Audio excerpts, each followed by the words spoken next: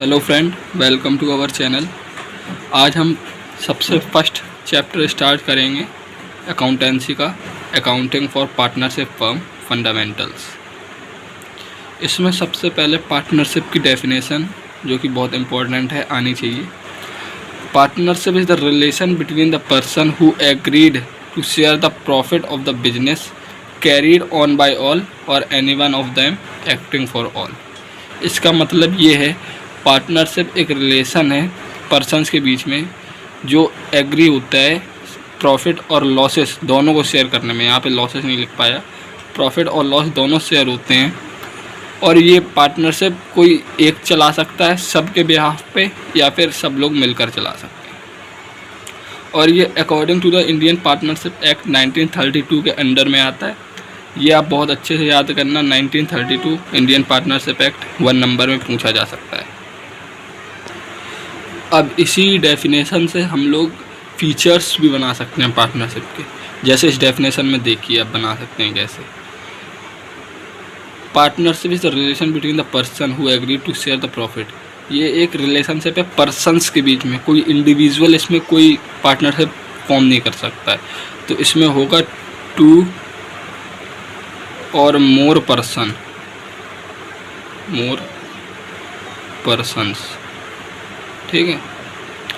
और जब ये पार्टनरशिप बनेगा तो एक एग्रीमेंट भी बनेगा, तो एग्रीमेंट में भी होगा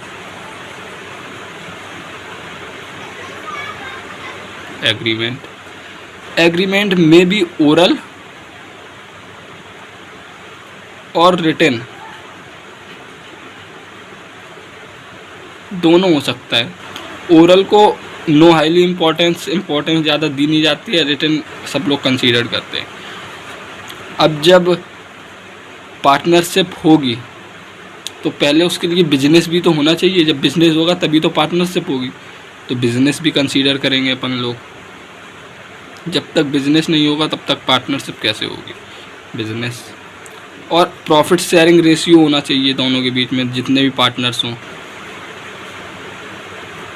कि प्रॉफिट किस रेशियो में हम लोग शेयर करेंगे।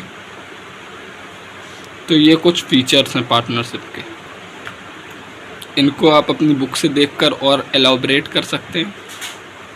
अब यहाँ पे एक टॉपिक और आ जाता है, absence of partnership deed. Partnership deed क्या होता है? पार्टनरशिप डीड वही होता है जो एग्रीमेंट हमने आपको पहले बताया है। एग्रीमेंट पार्टनरशिप डीड में all term and condition of partnership लिखी रहती है। पार्टनरशिप में क्या क्या होना चाहिए, क्या क्या नहीं होना चाहिए, वो। तो अगर एब्सेंस हो, पार्टनरशिप डीड बनी ही ना हो पार्टनरशिप की, तो हमें क्या करना है? इंटरेस्ट ऑन कैपिटल नहीं देंगे अपन लोग, इंटरेस्ट ऑन ड्राइंग नहीं देंगे। रेम्यूनरेशन टू पार्टनर, रेम्यूनरेशन क्या होता है? रेम्यूनरेशन ये होता है जैसे बोनस, कमीशन पार्टनर को दिया जाता है एक्स्ट्रा वर्क के लिए, वो नहीं देंगे हम लोग।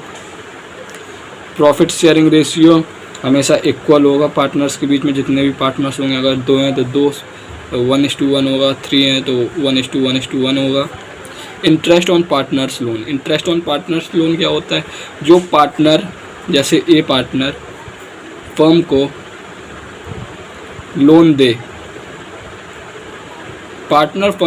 दे, तो उसमें इंटरेस्ट ऑन पार्टनर्स लोन में, अगर पार्टनरशिप डीड एब्सेंट है तो हमेशा at the rate 6% per annum के हिसाब से देंगे। अगर पार्टनरशिप डीड बनी है और जितना भी लोन लिखा है पार्टनरशिप डीड में उतना देंगे। अगर एब्सेंस है तो interest on partners loan 6% per annum देंगे हम। तो इसमें अब हम ये देखते हैं कि हम लोगों को टॉपिक कौन कौन से पढ़ने हैं पार्टनरशिप फॉर फंडामेंटल। सबसे पहले प्रॉफिट एंड लॉस एप्रोप्रिएशन अपन को पढ़ना है। उसके बाद अपन को पार्टनर्स कैपिटल अकाउंट पढ़ना है, पार्टनर्स कैपिटल अकाउंट कैसे बनता है। इंटरेस्ट ऑन कैपिटल कैसे कैलकुलेशन होती है, इंटरेस्ट ऑन कैपिटल की। इंटरेस्ट ऑन ड्राइंग की कैसे कैलकुलेशन होती है। सैलरी और कमीशन की कैसे कैलकुलेशन होती है, ये सब हम पढ़ेंगे। आज अपन लोग शुरू करते हैं profit and loss appropriation account से। तो profit and loss appropriation account शुरू करते हैं अपन लोग। प्रॉफिट एंड लॉस एप्रोप्रिएशन एक नॉमिनल अकाउंट होता है। नॉमिनल अकाउंट का रूल आपको पता होगा, debit all expense and losses, credit all incomes and gains. और profit and loss appropriation account distribution of profit के लिए होता है एमंग द पार्टनर्स में डिस्ट्रीब्यूट कैसे होगा, कौन से रेशियो, जो रेशियो दिया होगा क्वेश्चन में उस रेशियो के अकॉर्डिंग, और ये हमेशा साल के एंड में बनता है। तो और इसमें देखिए अब इसका फॉर्मेट ऐसा है कुछ, पार्टिकुलर्स अमाउंट। अब ये नेट प्रॉफिट, वो नेट प्रॉफिट है जो अपन लोग P&L क्लास 11th में करके आए थे, जो नेट प्रॉफिट आता था वो यहाँ पे आ जाएगा क्रेडिट साइड। उसका जो अपन लोग, ये एक बात और, ये फर्म के पॉइंट ऑफ व्यू से बनता है, फर्म के पॉइंट ऑफ व्यू से इसलिए बनता है क्योंकि जो ऑल इनकम्स होती हैं फर्म के लिए वो हमेशा क्रेडिट साइड होती हैं, जो लॉसेज होते हैं वो डेबिट साइड होते हैं, इस साइड। तो याद रखना ये प्रॉफिट वो है जो P&L से आया था, by net profit, bye interest on drawing, जो इंटरेस्ट ऑन ड्राइंग मतलब जो विड्रॉल करते हैं रुपए पार्टनर्स, उन पे इंटरेस्ट चार्ज होगा। अगर दो पार्टनर्स हैं एक्स एंड वाई, ऐसे लिखेंगे अपन लोग, एक्स का अमाउंट है यहाँ पे, वाई का अमाउंट है यहाँ पे, और टोटल यहाँ पे बाहर।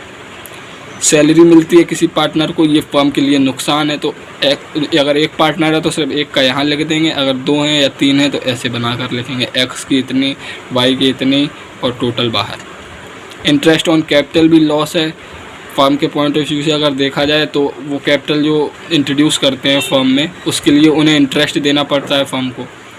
तो एक्स का अमाउंट है यहाँ पे, वाई का अमाउंट है यहाँ पे। किसी पार्टनर को सैलरी देनी है तो सैलरी यहाँ आई है, अगर कोई पार्टनर कमीशन के एलिजिबल है तो उसे कमीशन देंगे। और लास्ट में अगर प्रॉफिट आया, ये साइड ज़्यादा हुई इससे, क्रेडिट साइड ज़्यादा हुई इससे, डेबिट से, तो प्रॉफिट जो भी आएगा वो पार्टनर्स के प्रॉफिट शेयरिंग रेशियो में बढ़ जाएगा। अगर पार्टनर ओन करते हैं तो 2:1, तो 15,000 जैसे प्रॉफिट आया है अपना, तो 15,000 2:1 के रेशियो में ट्रांसफ़र हो जाएगा पार्टनर कैपिटल अकाउंट में। अगले लेक्चर में अपन लोग पार्टनर्स कैपिटल अकाउंट के बारे में सीखेंगे कैसे क्या होता है। और अगर जैसे P&L से प्रॉफिट ना के लॉस आया तो लॉस यहाँ पे आ जाएगा, by two net loss, okay, salary फिर कमीशन। और अगर क्रेडिट साइड कम है डेबिट साइड से, तो यहाँ पर profit transfer to partners capital account नहीं आएगा, profit transfer to partners capital account के बदले आएगा loss transfer to partners capital account. Partners capital account में उनका पार्टनर्स के कैपिटल में लॉस ट्रांसफ़र हो जाएगा। अभी प्रॉफिट हो रहा है जैसे लॉस हो जाएगा। जनरली हम profit and loss appropriation account को 3 मेथड्स में बना सकते हैं। वो मेथड्स कुछ ऐसे नहीं हैं, जैसे कि एक मेथड ये होता है कि अगर पार्टनरशिप डीड अवेलेबल है, पार्टनरशिप डीड है, तो सिंपली अपन को यही वाला बनाना है पूरा। अगर सैलरी दी गई होगी सैलरी देंगे, इंटरेस्ट ऑन कैपिटल जितना दिया होगा वो देंगे। और अगर पार्टनरशिप डीड एब्सेंस है तो उसके एब्सेंस में तो आपको जैसे पहले बता के आए हैं हम, सैलरी नहीं दी जाती है, रिम्यूनरेशन नहीं दिया जाता है, इंटरेस्ट ऑन कैपिटल नहीं दी जाती है, ये सब नहीं दिए जाते हैं, इंटरेस्ट ऑन ड्राइंग नहीं दी जाती। और यहाँ पर एक चीज़ और, अगर आपको कोई जर्नल रिज़र्व ट्रांसफ़र करना है, पार्टनर अमाउंट रिज़र्व ट्रांसफ़र करना है अमाउंट का, तो उसको भी इधर पे ट्रांसफ़र कर सकते हैं, वो भी एक फर्म के लिए नुकसान है। और एक थर्ड मेथड होता है P&L एप्रोप्रिएशन बनाने के लिए, जो कि होता है managers commission. If manager commission is given in the question, अगर मैनेजर कमीशन क्वेश्चंस में दिया हो तो आपको सबसे पहले P&L अकाउंट बनाना है, प्रॉफिट एंड लॉस अकाउंट, जैसा कि आप पहले बना के आए हैं क्लास 11th में। तो आपको क्वेश्चंस में नेट प्रॉफिट तो दिया होगा, नेट प्रॉफिट आपको लिखना है। उसके बाद जो मैनेजर कमीशन की वैल्यू दी गई होगी, आपको मैनेजर कमीशन लिखना है क्रेडिट डेबिट साइड में, क्योंकि मैनेजर कमीशन एक लॉस है, ये भी एक नॉमिनल अकाउंट होता है, प्रॉफिट एंड लॉस अकाउंट भी एक नॉमिनल अकाउंट हो। तो नेट प्रॉफिट से आपको मैनेजर कमीशन को सब्ट्रैक्ट करना है, तो जितना भी बैलेंस आएगा वो अपना नेट प्रॉफिट हो जाएगा, वो अपन लोग डालेंगे P&L में, P&L एप्रोप्रिएशन में। तो P&L एप्रोप्रिएशन में यहाँ पे वो नेट प्रॉफिट आ जाएगा, जो मैनेजर कमीशन अगर दिया होगा उसको काट के जो आया है, मैनेजर कमीशन को डिडक्ट करके जो भी अमाउंट आएगा वो नेट प्रॉफिट हो जाएगा। फिर अपन लोग यही एप्रोप्रिएशन अकाउंट बना देंगे। ऐसे ही मैनेजर कमीशन अकाउंट के क्वेश्चंस को अपन लोग सॉल्व करते हैं। बहुत ही ईजी टॉपिक था ये। तो मिलते हैं अपन लोग नेक्स्ट टॉपिक के साथ, जो कि होगा पार्टनर्स कैपिटल अकाउंट। तो सी या एंड टेक केयर।